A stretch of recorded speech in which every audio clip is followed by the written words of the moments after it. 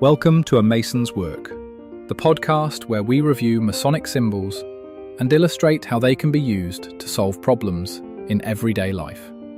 With your host, Brian Mattox, a proud member of the Craftsman Online Media Network. So when we talk about behavioral level Junior Warden, when we talk about applying the Junior Warden role at a behavioral level to your behavior or to the behavior of others, the very first skill that stands out is the skill of noticing. There's lots of different things that you're going to want to develop in terms of cultivating that Junior Warden understanding.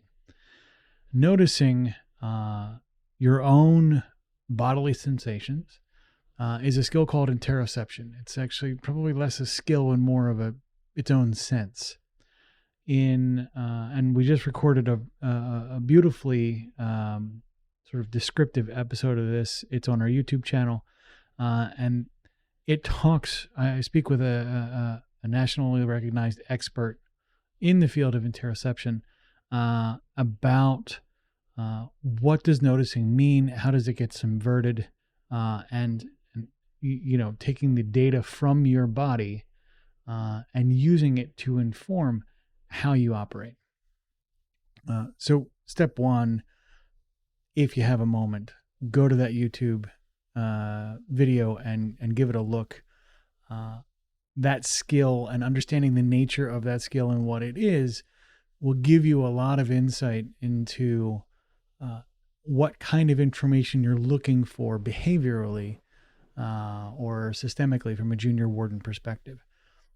When we look at the behaviors of a Junior Warden or the behavior that a Junior Warden is going to be looking for to determine whether or not to call the craft from labor to refreshment, to stop what you're doing and recharge the batteries, which is very, very difficult to do in our modern society.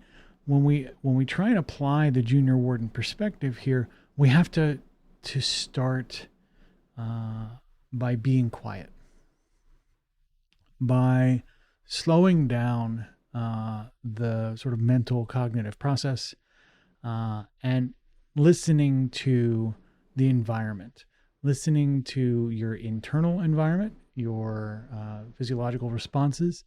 I am hungry, I am hot, I am feeling X or Y or Z. I have anxiety and that feels like a tenseness in my shoulders.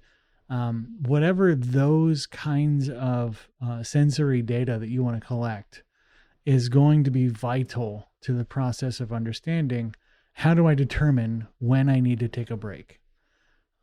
There are some of you out there that have this skill already in spades.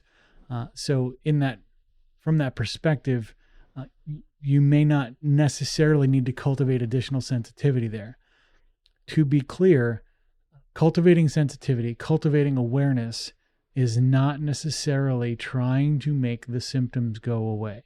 It is not trying to stop pain. It's not trying to stop discomfort. It's not trying to stop any of those things. At this stage of the process as Junior Warden, we're just trying to notice what's going on, notice our behavior, and notice the sensations in the world around us. Once we have that, once we've accomplished that noticing, we should then be able to begin to analyze what's going on. If we note, for example, and this is where you can start breaking out your tools, right? Break out your cable tow, break out your 24-inch gauge, break out your compasses, break out your square. We can start to analyze perhaps the cause of why you're feeling the way you're feeling, or why the environment in the room is operating the way that it is. Maybe you have in your lodge room, from a behavioral perspective, somebody's got his need to suck up all the attention in the room, and every time someone else gets some attention, the conversation breaks down or erodes. This happens a lot. So we'll get more into that in the relational side of the conversation. But again, when we start talking about that Junior Warden, understanding to call yourself from rest to refreshment when no further progress is possible, or progress is limited because the resources are not where they need to be. You don't have enough fuel left in the tank. You don't have enough emotional sort of resilience. You're overwhelmed. You're underwhelmed. Whatever the case may be, the junior warden is that sort of management of that regulatory capacity. So it takes a little while, and if you're like most people, there's a good chance you have learned to repress a lot of the signals that you're getting from your body.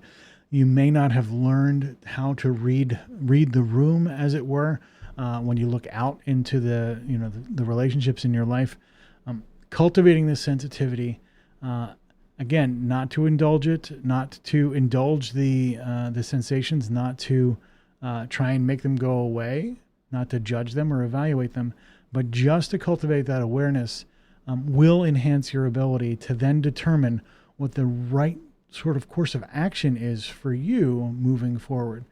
So again, if you haven't watched that video on our YouTube channel about interoception, I encourage you to do so. Kelly Mahler is brilliant in her ability to explain what this means and what it means socially for us and how that works. And again, it's entirely relevant to the junior warden sort of perspective as you're trying to solve problems in your everyday life. I'll include a link in the show notes. See you tomorrow. The views represented in this podcast are those of the speaker alone and are not representative of any grand or subordinate lodge.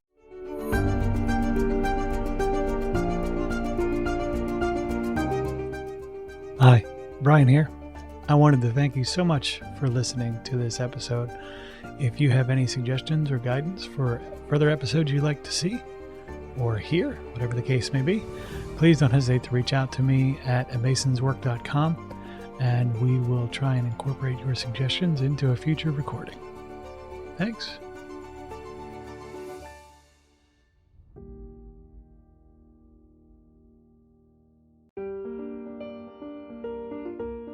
Freemasonry teaches us that the true work is within, a lifelong journey of reflection, discipline, and discovery. At A Mason's Work, we help Masons bring out their best selves through meaningful self-inquiry and symbolic practice. From personal reflection to lodge engagement, we offer tools that turn symbols into action. Visit us at amasonswork.com. The work is within. The time is now.